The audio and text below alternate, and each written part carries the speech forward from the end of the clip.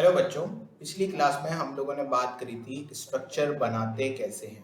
Right, हम लोगों ने कई सारे मेथड्स देखे थे जिसमें हम लोगों ने कोऑर्डिनेट बॉन्ड की बात करी थी, एक्सपेंडेड ऑक्टेट की बात करी थी और कुछ नॉर्मल स्ट्रक्चर्स की हम लोगों ने बात कर ली थी। अब आज हम लोग सीखेंगे फॉर्मल चार्ज के बारे में। तो देखो, जैसा कि नाम सजेस्ट कर रहा है, फॉर्मल चार्ज। फॉर्मल चार्ज का मतलब क्या है? ऐसा चार्ज जो फॉर्मेलिटी के लिए आया हो, ऐसा चार्ज जो फॉर्मेलिटी के लिए आया हो, यानी कि वो एक हाइपोथेटिकल चार्ज होगा। वो कैसा होगा? एक हाइपोथेटिकल चार्ज होगा जो कि किसी स्ट्रक्चर पर आ जाएगा किसी कारणों की वजह से। ठीक, तो जनरली हम लोग फॉर्मल, अब चूंकि फॉर्मल चार्ज एक फेक चार्ज है तो इसकी ना कोई भी डेफिनेशन नहीं है। हम इसकी डेफिनेशन को फॉर्मूले से ही सीधे डिफाइन करते हैं कि फॉर्मल चार्ज क्या है। फॉर्मल चार्ज एक फॉर्मेलिटी वाला चार्ज है, यानी कि एक फेक चार्ज है जो किसी मॉलिक्यूल पर आ जाता है या अपीयर होता हुआ दिखाई देता है। ठीक, तो फिर पढ़ क्यों रहे हैं? जबरदस्ती ऐसी चीज क्यों इंट्रोड्यूस करी जो एग्जिस्ट ही नहीं करती? एक बहुत इंपॉर्टेंट चीज के लिए। क्या? फॉर्मल चार्ज हमको मॉलिक्यूल की स्टेबिलिटी बताता है। कैसे? जिस भी मॉलिक्यूल पर फॉर्मल चार्ज कम होगा उस मॉलिक्यूल की एनर्जी भी कम होगी, यानी कि वो मॉलिक्यूल ज्यादा स्टेबल होगा। तो सबसे पहले यही बात लिखते हैं कि लेस द फॉर्मल चार्ज, जितना कम होगा formal charge, less will be the energy, उतनी कम होगी एनर्जी। और जितनी कम होगी एनर्जी उतनी ज्यादा होगी स्टेबिलिटी। तो less will be the energy, more will be the stability. Clear हो गई बात? अब हम लोग एफसी यानी कि फॉर्मल चार्ज निकालेंगे कैसे? तो फॉर्मल चार्ज का फॉर्मूला होता है V minus L minus S upon two. V minus L minus S upon two. इस पर क्वेश्चन आए हैं, अभी हम लोग करेंगे। ठीक है, तो V minus L minus S upon two. V क्या है? V है आपके total number of valence electron. V है आपका total number of valence electron. L क्या है? L है आपका total number of non bonding electron. L क्या है आपका? Total number of non bonding electron.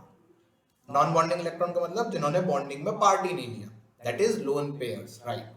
और S क्या है आपका? Total number of shared electron. Total number of shared electron. तो FC का फॉर्मूला क्या हो गया? V minus L minus S by two. Clear हो गई बात? ठीक है, अब एक दो एक दो क्वेश्चन देखते हैं, इससे आपको समझ में आएगा। जैसे सपोज मैंने ऑक्सीजन की बात की, मैंने आपसे कहा ऑक्सीजन में डबल बॉन्ड तो इधर आ गया और एक ऑक्सीजन का बॉन्ड इधर आ गया। तो ऑक्सीजन देखो, बीच वाले ऑक्सीजन ने 3 बॉन्ड बना लिए, तो इसके पास 3 बॉन्ड से 6 इलेक्ट्रॉन तो इसके पास आ गए, 2 इसके पास पहले से रहे होंगे। इसने 2 बॉन्ड बनाया तो 2 रहे होंगे इसके पास। इसने एक ही बॉन्ड बनाया तो इसके पास 6 इलेक्ट्रॉन अलग से रहे। क्लियर हो गई बात? ठीक है, अब मैंने आपसे पूछा, इसको मैंने नाम दे दिया ऑक्सीजन 1, इसको नाम दे दिया ऑक्सीजन 2 और इसको नाम दे दिया ऑक्सीजन 3। मुझे तीनों पर फॉर्मल चार्ज बता दो कितना होगा। स्ट्रक्चर मैं ही आपको बनाकर दूंगा, आप नहीं बनाएंगे। जो भी स्ट्रक्चर आपको बना हुआ दिखाई दे आप सीधे सीधे उस पर फॉर्मल चार्ज निकाल देना। ठीक है, तो सबसे पहले मैं बात करता हूं O1 की। फर्स्ट ऑक्सीजन पर फॉर्मल चार्ज निकालते हैं। तो ऑक्सीजन की वैलेंस शेल में कितने इलेक्ट्रॉन होते हैं सर? 6। ठीक है, उसके बाद क्या लिखते हैं हम लोग? V minus L. एल क्या था? Total number of non bonding electron. ऐसे कितने इलेक्ट्रॉन हैं जिन्होंने बॉन्ड में पार्टिसिपेट नहीं किया? 2 है, तो 6 माइनस 2। और शेयर्ड इलेक्ट्रॉन कितने हैं? शेयर्ड इलेक्ट्रॉन है आपके 1 2 और 3 इधर से, राइट। तो आपके दिमाग में आ सकता था सर 3 ही तो इलेक्ट्रॉन है। नहीं, ऑक्सीजन 6 इलेक्ट्रॉन शेयर कर रहा है। ऑक्सीजन 6 इलेक्ट्रॉन शेयर कर रहा है, 3 खुद के और 3 दूसरे के। तो टोटल शेयर्ड इलेक्ट्रॉन ऑक्सीजन 1 के पास कितने हैं सर? 6 है। तो कितना आ जाएगा आंसर? 6/2। तो ये हो जाएगा 6 minus 2 minus 3, that is +1। That is +1। ठीक है, ऑक्सीजन 2 की बात कर ले एक बार। ठीक, तो इसमें कितने हैं? 6 तो वैलेंस इलेक्ट्रॉन, 6 इसने नॉन बॉन्डिंग रखे हैं अपने पास, और शेयर कितने करे हैं? 2। शेयर कितने करे हैं? 2। तो ये कितना आ जाएगा? -1। ऑक्सीजन 3 की बात करें, ऑक्सीजन की वैलेंस शेल में होते हैं 6, अपने पास रखे हैं इसने 4 और शेयर करे हैं 4, राइट। तो इसके पास कितना हो जाएगा? 0। तो इसका मतलब 3 ऑक्सीजन में से एक पर कोई चार्ज नहीं है, एक पर पॉजिटिव चार्ज है और एक पर नेगेटिव चार्ज है, राइट। अच्छा, और अगर आप एक्चुअली में O3 का स्ट्रक्चर जानते हो तो कल हम लोगों ने बनाया था ना इस तरीके का, और जब इसको तोड़ते हैं तो ऑक्सीजन पर पॉजिटिव आ जाता है और इस वाले ऑक्सीजन पर नेगेटिव, राइट।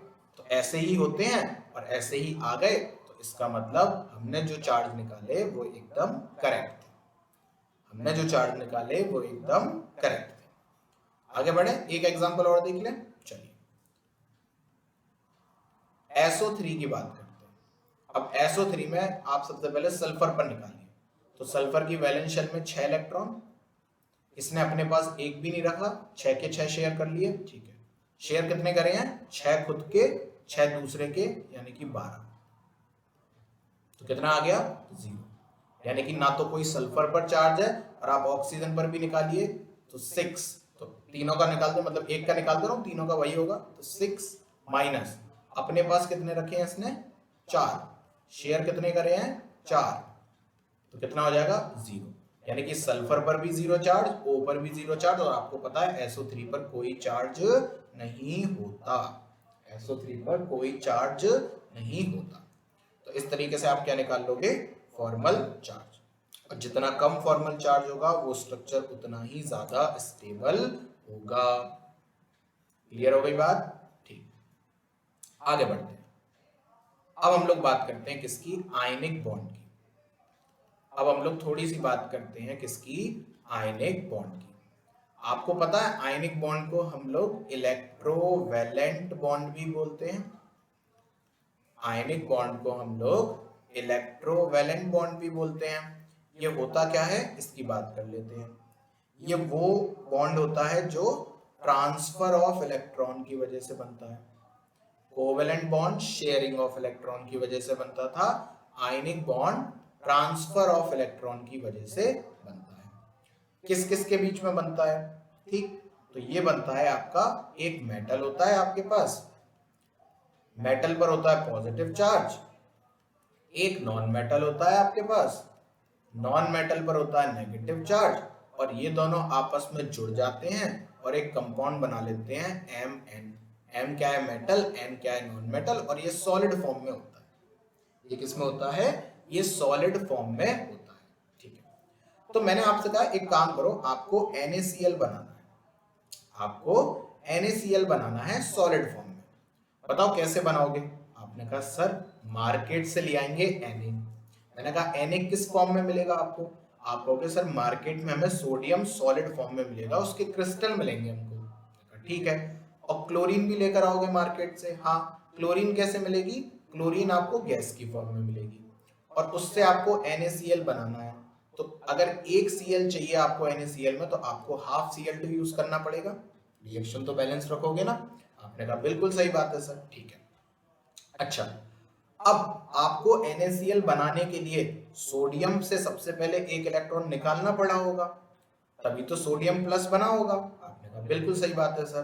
तो सोडियम प्लस बनाने के लिए आपको सोडियम को कुछ एनर्जी देनी पड़ी होगी, that energy is known as, come on, yes, ionisation energy.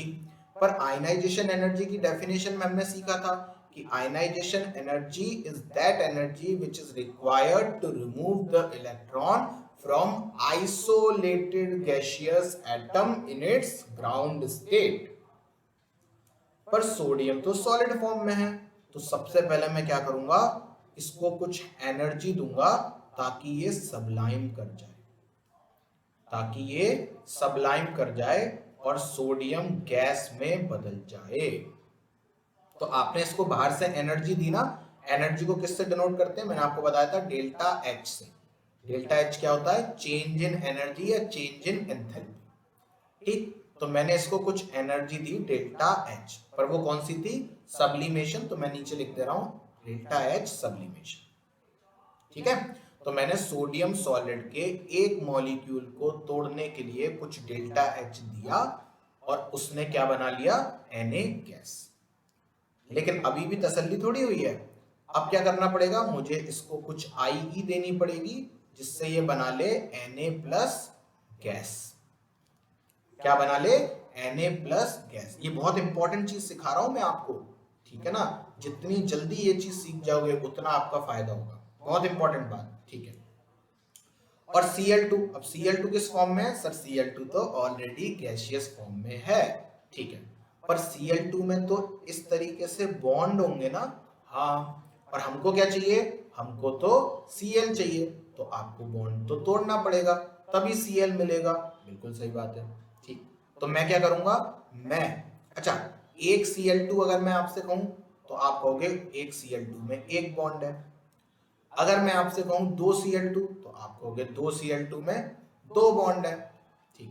तो अगर एक Cl2 को तोड़ने के लिए एनर्जी लगी x, तो 2 को तोड़ने के लिए आप कहोगे 2x, 3 को तोड़ने के लिए 3x, ऐसी आधे को तोड़ने के लिए हाफ x, राइट।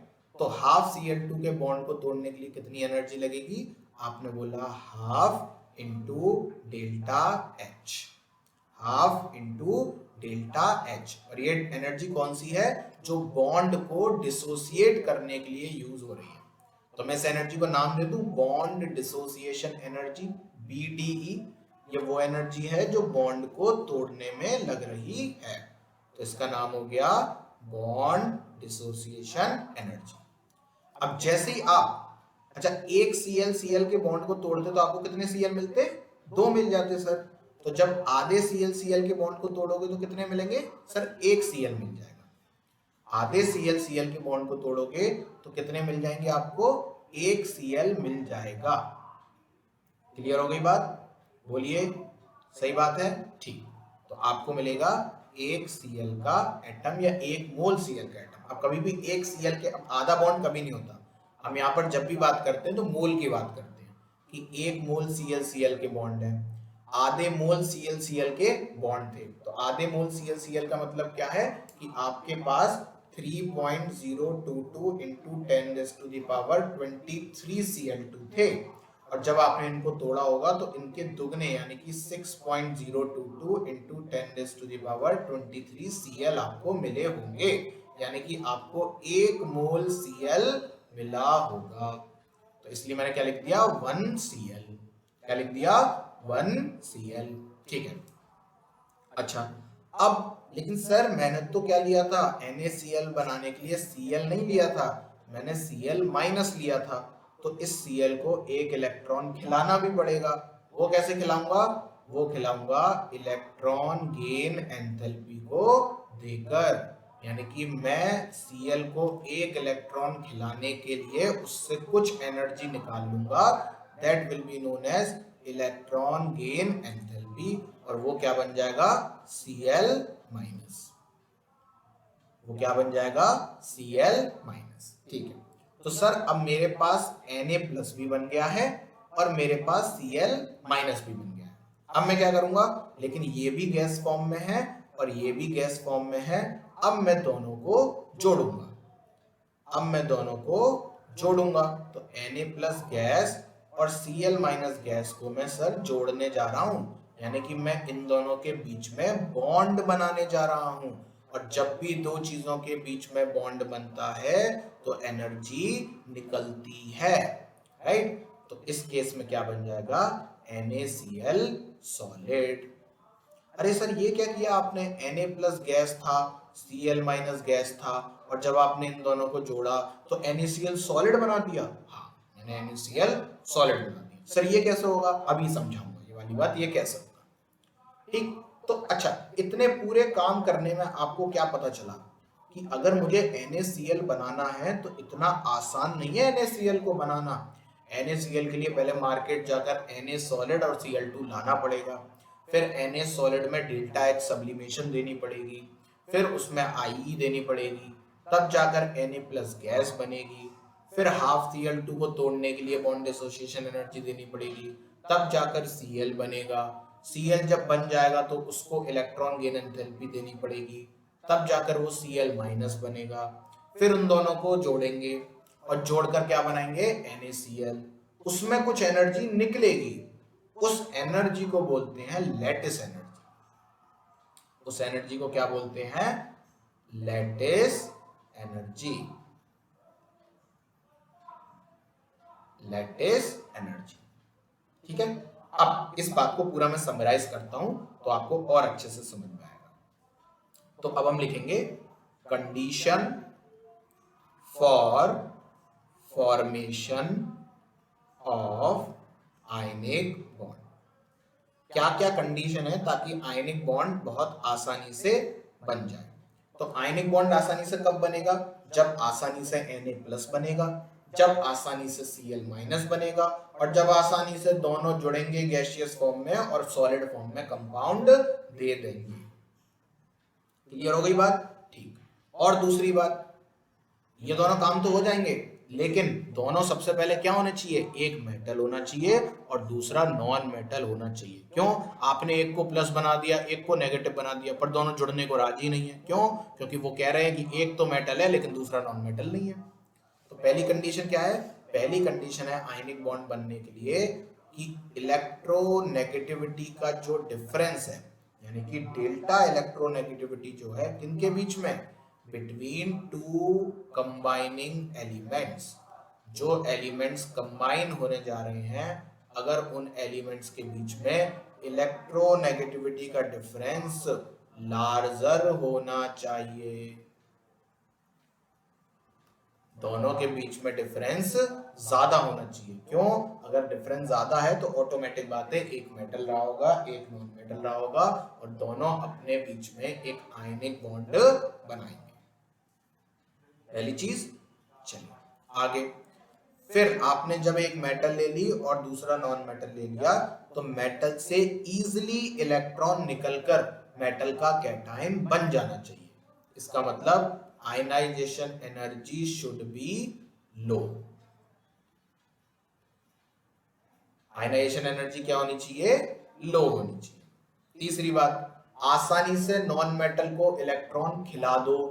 ऐसा हो जाना चाहिए कि नॉन मेटल आसानी से इलेक्ट्रॉन खा ले, और जितनी आसानी से, जितनी जल्दी इलेक्ट्रॉन खा लेगा, उतनी ही ज्यादा नेगेटिव में इलेक्ट्रॉन गेन एंथैल्पी होगी। सही बात है ना। तो अब मैं क्या लिखूंगा, negative value of electron gain enthalpy should be high. Negative electron gain enthalpy should be high. तीसरी बात। चौथी बात, अब जब दोनों के कैटायन और एनायन तैयार हो गए तो उनको मिलना है, और मिलने के समय क्या होगा, कुछ एनर्जी निकलेगी, और जितने अच्छे से मिलेंगे उतनी ज्यादा एनर्जी निकलेगी, और उस एनर्जी को क्या बोलते हैं हम लोग, लैटिस एनर्जी या लैटिस एंथैल्पी। तो अब मैं बोलूंगा lattice enthalpy should be high. Lattice enthalpy should be high. Lattice enthalpy high होनी चाहिए। ये चार बातें क्लियर हो गई। चलिए अब सबसे पहले लैटिस एंथैल्पी को अच्छे से डिफाइन करते हैं, फिर उसके बाद हम लोग कुछ और चीजें सीखेंगे। तो अब आप लोग हेडिंग लगाएं, लैटिस एंथैल्पी।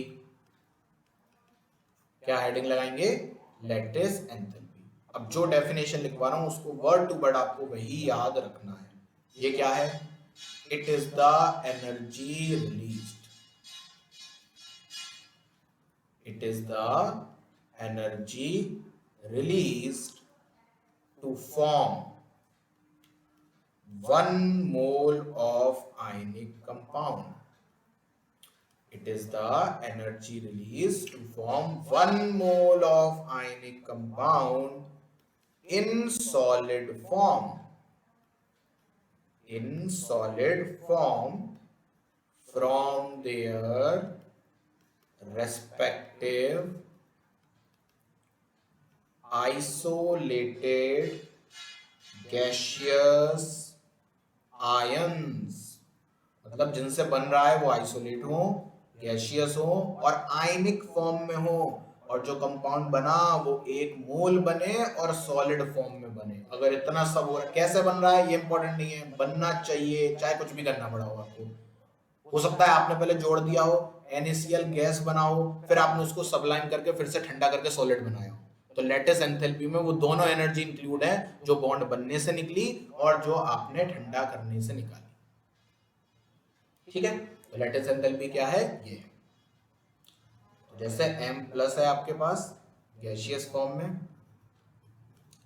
X माइनस है आपके पास गैसियस फॉर्म में, इन दोनों को जोड़ा आपने और क्या बना दिया, MX सॉलिड। सही है, ठीक। अब ऐसे कौन कौन से फैक्टर्स हैं जो लेटिस एंथैल्पी को डिफाइन करते हैं। लेटिस एंथैल्पी क्या है, दोनों चीजें पास पास आनी चाहिए। तो पास कब आएंगी, जब दोनों के ऊपर चार्ज ज्यादा होगा। क्यों, चार्ज ज्यादा होगा तो जल्दी अट्रैक्शन होगा, है ना।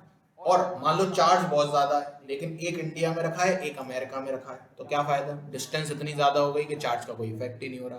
तो डिस्टेंस क्या होनी चाहिए, कम होनी चाहिए। तो lattice enthalpy is directly proportional to charge, Z plus और Z माइनस, और inversely proportional to size, that is R plus plus R minus, R plus plus R minus. तो लेटिस एंथैल्पी को क्या लिख सकता हूं, लेटिस एंथैल्पी इक्वल्स, मतलब directly proportional to Q1 Q2 upon R। यहाँ पर R क्या है, R plus plus R minus, Q1 Q2 क्या है, पहले कंपाउंड पर और दूसरे कंपाउंड पर प्रेजेंट होने वाले चार्ज। ठीक है, और चूंकि एनर्जी निकल रही है तो क्या होगी, नेगेटिव, और कांस्टेंट लगा दो एक प्रोपोर्शनलिटी साइन हटाकर, तो माइनस के Q1 Q2 अपॉन R।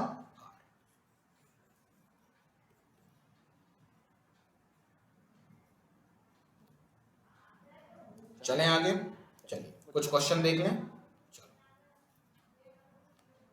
जैसे मैंने आपसे पूछा LIX, NaX, KX और RBX, ध्यान से देखते रहना। X क्या है, X कोई भी हेलोजन एटम है, फ्लोरीन क्लोरीन ब्रोमीन आयोडीन, ठीक है, लेकिन सारा सेम है। अगर सब फ्लोरीन है तो सारे फ्लोरीन, या तो क्लोरीन या ब्रोमीन या आयोडीन, ठीक है। अच्छा, तो X तो सेम ही है चारों जगह पर, ठीक।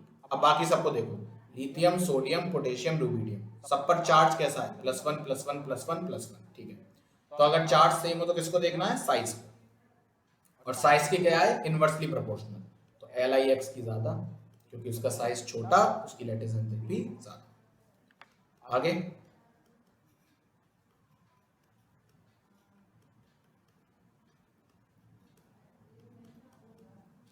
M कोई मेटल है, एक बार फ्लोरीन से, क्लोरीन से, ब्रोमीन से और आयोडीन से इस तरीके से वो जुड़ रहे हैं, ठीक है, ठीक। तो नीचे जाने पर साइज बढ़ता है तो लेटिस एंथैल्पी कम हो जाएगी, क्योंकि चार्ज तो सेम ही है सब पर। लेकिन अब देखो,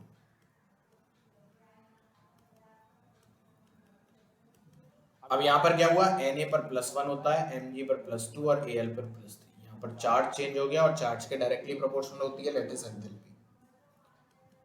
ऐसे ही देखो, NaF, MgO और AlN, यहाँ पर +3, यहाँ पर +2, यहाँ पर +1, ऐसे यहाँ पे -1, यहाँ पे -2, यहाँ पर -3। तो ये ज्यादा अट्रैक्ट करेंगे, ये कम करेंगे, NaF की लेटिस एंथैल्पी कम, AlN की ज्यादा। और देखो SCN और TIC, है ना। तो अब तुरंत ऑक्सीडेशन नंबर निकाल लो, नाइट्रोजन पर -3 तो Sc पर +3, TiC कार्बन, तो कार्बन पर -4, Ti पर +4, तो चार्ज कहां पर ज्यादा है, यहां पर, तो इसकी लेटिस एंथैल्पी ज्यादा। इस तरीके से क्वेश्चन आएंगे आपके लिए, ठीक है। चलें आगे, ठीक। अच्छा, ये जो अभी हम लोगों ने साइकिल बनाई थी ना पूरी, ये पूरी साइकिल, इसका नाम होता है बॉर्न हेबर साइकिल। दो साइंटिस्ट थे, बॉर्न और हेबर नाम के, उन्होंने ये आपको पूरी साइकिल बनाना सिखाई थी। एक और बना लें, चलो एक साइकिल और बनाते हैं मेरे साथ। आप लोग वीडियो को पॉज करिएगा और खुद बनाइएगा। मैं आपको एक रिएक्शन देता हूँ, 2Al solid plus 3/2 O2 gas से बना रहे हो आप Al2O3 सॉलिड। तो कैसे कैसे क्या क्या करोगे, वीडियो को पॉज करें, खुद करें, उसके बाद देखें। तो सबसे पहले तो एक Al को तोड़ने के लिए एक सब्लिमेशन एनर्जी, तो दो को तोड़ने के लिए दो सब्लिमेशन। तो सबसे पहले मैं दूंगा 2 इंटू डेल्टा एच सब्लिमेशन, ये क्या बन जाएगा 2Al गैस। सही है। एक एल्यूमिनियम से निकालने के लिए Ie, तो दो से निकालने के लिए 2 Ie, और ये क्या बना लेगा 2Al प्लस। पर Al2O3 में Al क्या प्लस में है? नहीं सर, Al तो +3 में है। अच्छा, तो क्या करना पड़ा होगा, फिर से निकालने पड़े होंगे। दूसरी Ie दो, क्या बन जाएंगे 2Al2 प्लस, फिर से निकालो। तीसरी Ie दो, क्या बन जाएगा, सॉरी 2 इंटू I3, तो बन जाएगा 2Al3 प्लस। किस फॉर्म में, गैसियस फॉर्म। यहां तक क्लियर है। चलिए ऑक्सीजन पर आते हैं। तो सबसे पहले तो ऑक्सीजन में होंगे bond, O double bond O, है ना। तो इनको तोड़ने के लिए तो बॉन्ड कितने होंगे, 3/2 बॉन्ड होंगे। क्यों, क्योंकि 3/2 ही है। तो 3/2 को तोड़ने के लिए 3/2 delta H bond dissociation energy. Bond dissociation energy क्या है, O के बीच के बॉन्ड को तोड़ने के लिए। ठीक है, इसमें दोनों बॉन्ड की इंक्लूड है, ये बात हो गई। तो यहां से क्या बन जाएगा, फिर यहां से बन जाएगा, जब 3/2 O2 टूटेगा तो 3 O बनेंगे, है ना, 3O। लेकिन ये किस फॉर्म में होंगे, गैसियस फॉर्म में, पहले से गैसियस में थे। फिर आप इनको क्या खिलाओगे, एनर्जी कौन सी, delta EgH, electron gain enthalpy. ये क्या बना लेंगे 3O माइनस, पर O माइनस थोड़ी है, यहाँ पर O2 माइनस है। तो क्या करना पड़ेगा, फिर से एनर्जी देनी पड़ेगी, कितनी, 3 डेल्टा EgH2, और यहाँ पर H1।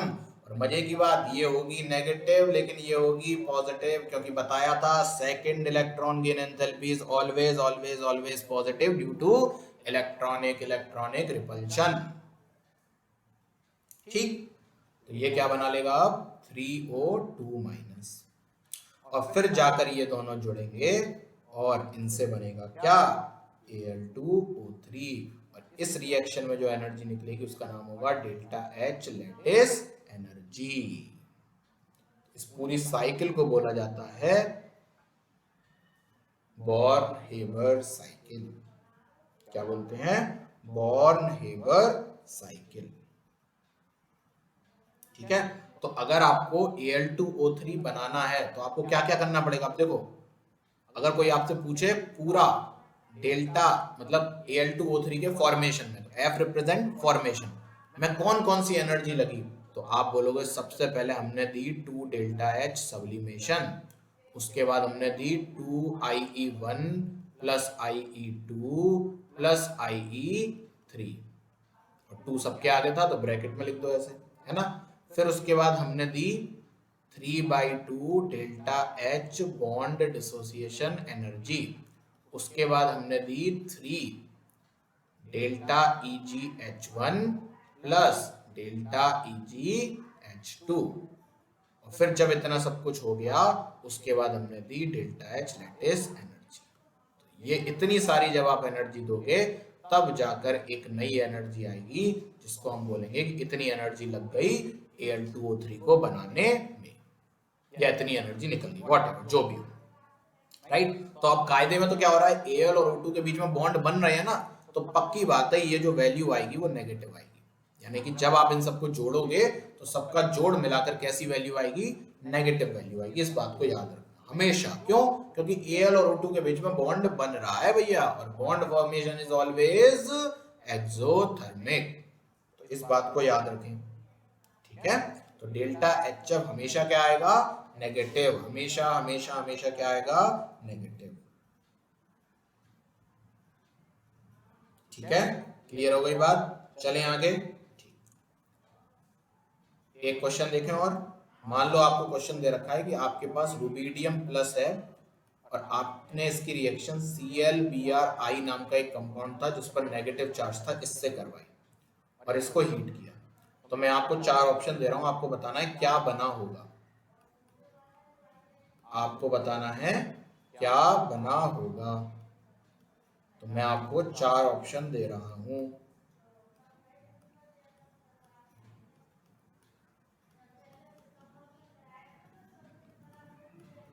चलो ये 4 ऑप्शन है, आपको बताना है इसमें क्या बनेगा।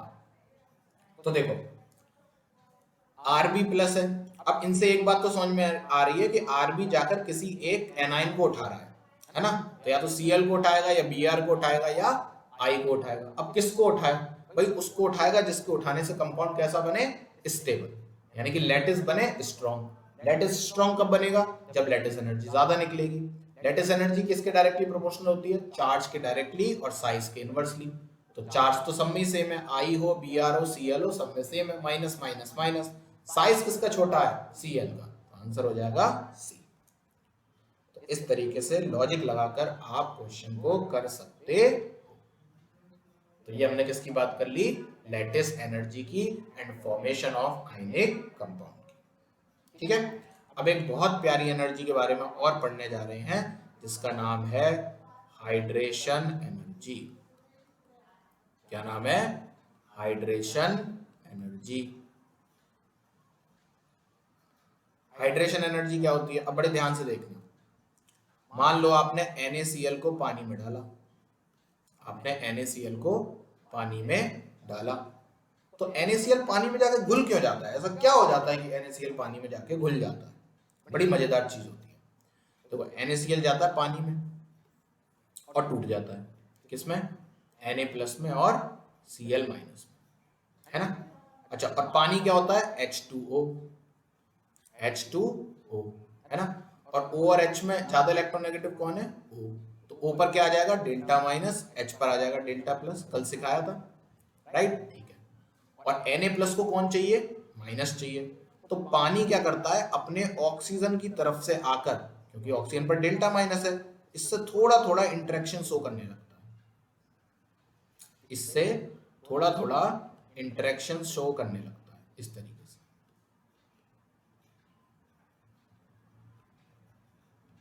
और इसको चारों तरफ से घेर लेता है। ठीक, तो आपको लगता है Na गायब हो गया, क्यों? क्योंकि आपको चारों तरफ से कौन दिख रहा है? पानी। आपको कौन दिख रहा है? पानी। अच्छा, हर ऑक्सीजन आकर सोडियम से थोड़ा थोड़ा इंटरेक्शन दिखा रहा है ना, यानी कि हल्का हल्का बॉन्ड बना रहा है, सही है। और हल्का हल्का जब भी बॉन्ड बनता है तो एनर्जी निकलती है। तो यहां पर इस केस में भी कुछ एनर्जी निकलेगी, कुछ एनर्जी रिलीज होगी। इसको क्या बोलेंगे? Hydration energy. ऐसी Cl माइनस को कौन पकड़ेगा? Cl माइनस को पकड़ लेगा ऐसे हाइड्रोजन।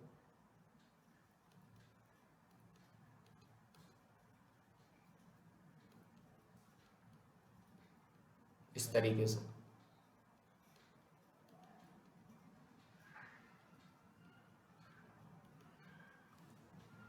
सही है। तो इस केस में भी कुछ एनर्जी निकलेगी जिसको हम क्या बोलेंगे? Hydration energy. तो सबसे पहले हाइड्रेशन एनर्जी की डेफिनेशन लिखते हैं, बहुत इंपॉर्टेंट बात है, इसको लिखें।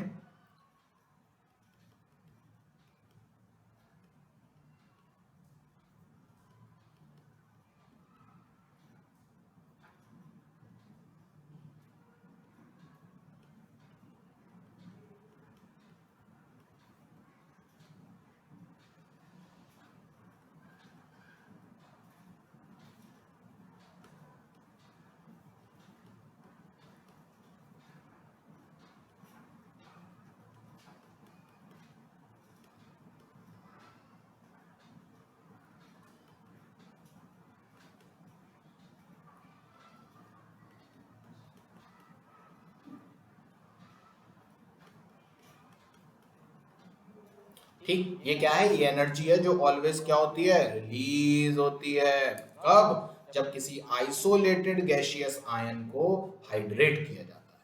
जब किसी आइसोलेटेड गैसियस आयन को क्या किया जाता है? हाइड्रेट, यानी कि आपके पास कोई भी आयन है M प्लस गैसियस स्टेट में, आपने उसको पानी में डाला और उसने बना लिया M प्लस एक्वस, यानी कि वो चारों ओर से पानी से घिर गया। इस फॉर्म को बोलते हैं, इस एनर्जी को बोलते हैं हाइड्रेशन एनर्जी। ठीक है। अच्छा, अब एक बात समझो, जब Na पॉजिटिव पानी में गया था तो वो इतना छोटा था ना, बस इतना सा था। लेकिन जब वो पानी में गया तो अब वो Na प्लस थोड़ी रहा, अब उसके दोस्त यार और मिल गए पानी। तो क्या हुआ?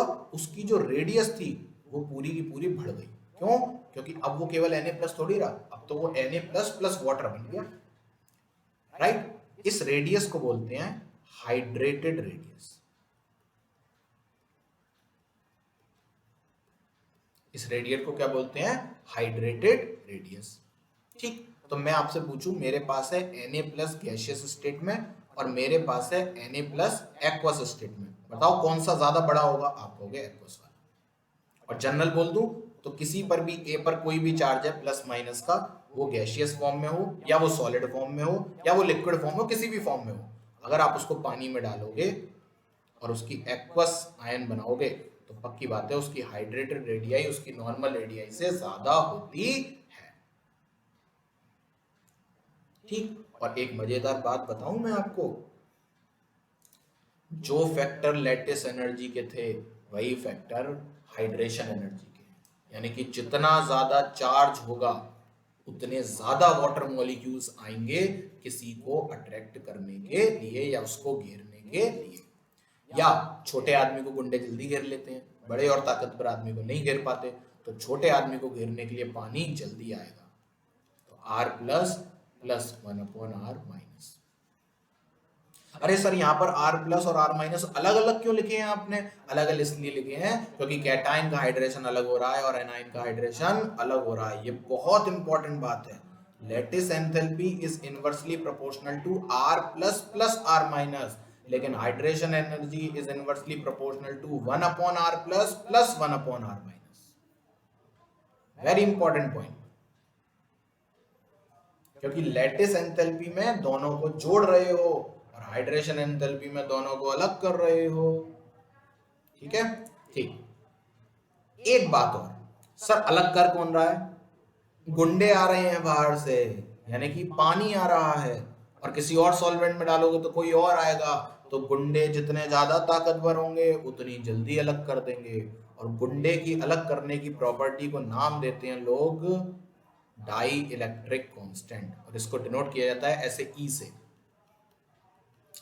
Die electric constant. तो डाई इलेक्ट्रिक कांस्टेंट क्या है? किसी भी सॉल्वेंट की ऐसी प्रॉपर्टी, कैसी प्रॉपर्टी? घेर कर किसी आयन को अलग कर देने की प्रॉपर्टी को बोलते हैं डाई इलेक्ट्रिक कांस्टेंट। तो अगर आपसे कहा जाए मेरे पास ए, बी और सी, इसका डाई इलेक्ट्रिक कांस्टेंट है 81, इसका है 80 और इसका है 79, बताओ सबसे ज्यादा हाइड्रेशन कौन करेगा? आप कहोगे ए, फिर बी और फिर सी। ए, फिर बी और सी। मैंने आपसे पूछा बताओ NaCl है और MgCl2 है, किसका हाइड्रेशन ज्यादा होगा? आप कहोगे सर Na पर चार्ज है +1, Mg पर है +2, तो इसका होगा। अरे सर यहाँ पर साइज क्यों नहीं लगाया? चार्ज और साइज में हमेशा चार्ज को डोमिनेट रखना है, इसीलिए पहले नंबर पर रखा है। चार्ज और साइज में चाहे लैटिस एनर्जी हो चाहे हाइड्रेशन एनर्जी, पहले चार्ज देखोगे, चार्ज अगर सेम है तो साइज देखो। जैसे मैंने आपसे पूछा NaCl और NaI में बताओ किसका हाइड्रेशन ज्यादा? आप कहोगे NaCl का। क्यों? Cl का साइज छोटा है, NaI का साइज बड़ा है। तो बड़े आदमी को जल्दी नहीं घेर पाएंगे, छोटे को जल्दी घेर लेंगे। क्लियर हो गई इतनी बात? तो इसका मतलब छोटे आयन का हाइड्रेशन ज्यादा होगा, हाँ। बड़े आयन का हाइड्रेशन कम होगा, हाँ।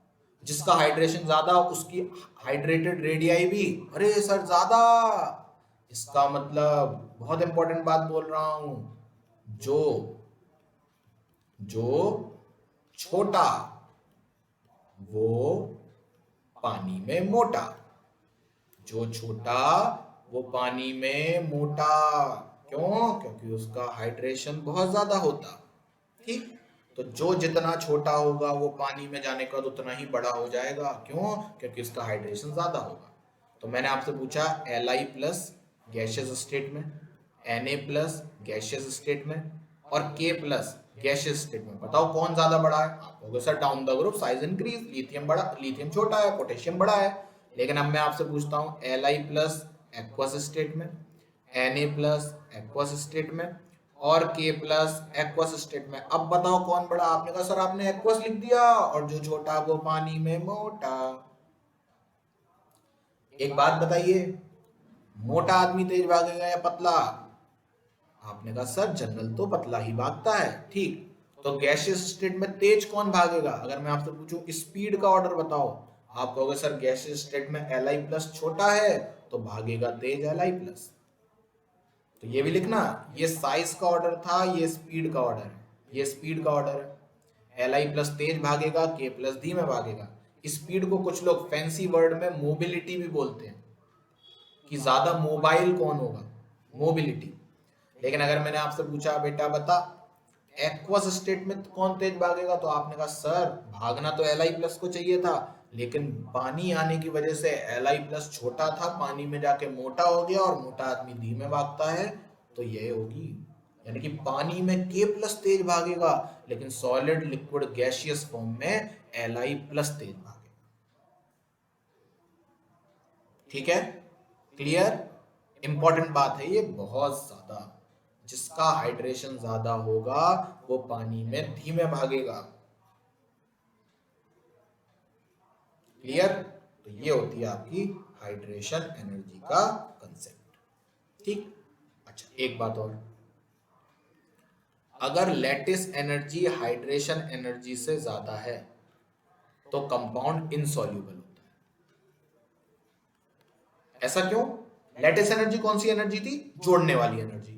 हाइड्रेशन एनर्जी कौन सी एनर्जी थी? तोड़ने वाली एनर्जी। अगर जोड़ने वाली एनर्जी ज्यादा है इसका मतलब जुड़ा तेजी से है, तोड़ने वाली एनर्जी कम है इसका मतलब टूटने में आपने कम एनर्जी दी है, तो जोड़ने में ज्यादा एनर्जी निकल गई थी, बॉन्ड अच्छा बना होगा। आपने बाहर से कम एनर्जी दी तो बॉन्ड टूटना नहीं चाहेगा, कंपाउंड इनसॉल्यूबल रहेगा। ठीक है, इसलिए आप देखते हो ना कुछ सॉल्यूबल हो जाता है कुछ नहीं होता है, तो उसका कारण यही है। अगर लैटिस एनर्जी कम है हाइड्रेशन एनर्जी से तो कंपाउंड सॉल्यूबलाइज हो जाएगा। सॉल्यूबल सॉल्यूबल क्लियर हो गई बात? ये बहुत इंपॉर्टेंट बात थी बेटा, और मोबिलिटी वाली बात को तो अच्छे से याद रखिएगा, जो छोटा वो पानी में मोटा। अच्छा एक बात बताइए, कंडक्टेंस के बारे में आप जानते हैं? कंडक्टेंस मतलब चार्ज का फ्लो, है ना? अगर चार्ज तेजी से फ्लो करेगा तो ज्यादा कंडक्टेंस होगा, चार्ज धीमे फ्लो करेगा तो कम कंडक्टेंस होगा। सर आप कह रहे हो ज्यादा फ्लो और कम फ्लो, अच्छा तो तेजी से फ्लो करने का मतलब स्पीड ज्यादा? हाँ, तो अगर मैं पूछूं गैसियस स्टेट में किसकी स्पीड ज्यादा थी, तो आपने कहा सर देखो गैसियस स्टेट में Li+ छोटा था, तो गैसियस स्टेट में Li+ की स्पीड ज्यादा थी, इसका मतलब कंडक्टेंस का ऑर्डर भी क्या हो जाएगा, जो स्पीड का ऑर्डर। देखो कितने सारे क्वेश्चन करा दिए, साइज का ऑर्डर पूछ सकता है, मोबिलिटी का ऑर्डर पूछ सकता है, कंडक्टेंस का ऑर्डर पूछ सकता है। तो साइज का ऑर्डर लिथियम छोटा पोटेशियम बड़ा, लेकिन गैसियस स्टेट में स्पीड और कंडक्टेंस का ऑर्डर लिथियम की सबसे ज्यादा और पोटेशियम की सबसे कम। लेकिन यही एक्वस स्टेट में लिथियम बड़ा पोटेशियम छोटा, तो स्पीड या कंडक्टेंस का ऑर्डर लिथियम की सबसे कम पोटेशियम की सबसे ज्यादा।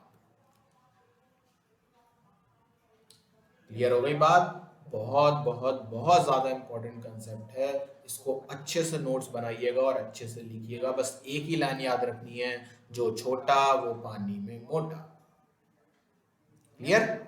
चलिए, तो आज हम लोगों ने 3-4 कंसेप्ट पढ़े। फॉर्मल चार्ज का कंसेप्ट पढ़ा, बोर्न हैवर साइकिल पढ़ी, लैटिस एनर्जी पढ़ी और हाइड्रेशन एनर्जी पढ़ी। ठीक, दोनों के कंसेप्ट सेम थे, चार्ज बढ़ेगा तो हाइड्रेशन एनर्जी भी बढ़ेगी और लैटिस एनर्जी भी बढ़ेगी। यानी कि अगर चार्ज बढ़ेगा तो तोड़ने की क्षमता भी बढ़ेगी और जुड़ने की क्षमता भी बढ़ेगी। तो देखना पड़ेगा कि टूटने की क्षमता ज्यादा बढ़ रही है या जुड़ने की। अलग अलग केस में अलग अलग सॉल्युबिलिटी ऑर्डर आते हैं, इसलिए मैंने अभी आपको एक भी सॉल्युबिलिटी ऑर्डर नहीं करवाया। ठीक, लोग यहीं पर करवाते हैं, लेकिन मैं अभी नहीं करवाऊंगा। मैं पहले सारे फैक्टर्स पढ़ाऊंगा फिर एक साथ करवाऊंगा, ताकि आप लोग कंफ्यूज हो जाओ। मैं चाहता हूं क्लास में ही कंफ्यूज करना आपको। क्यों? अभी मैंने यहाँ पर इसके करा दिए, वहां पर आगे उसके करा दिए, फिर आगे चल के उसके करा दिए, आपको पता ही नहीं चला कि कंफ्यूजन भी हो सकता था। एग्जाम में तो लिखा नहीं होगा कि लैटिस एनर्जी से लगाओ या हाइड्रेशन एनर्जी से, क्वेश्चन आएगा कंफ्यूज हो जाओगे किससे खेलें। तो इसलिए क्लास में ही आपको कंफ्यूज करेंगे और फिर सिखाएंगे कि कंफ्यूजन से कैसे बाहर निकलना है। ठीक है, आज के लिए इतना ही। टाटा, सी यू, बाय बाय।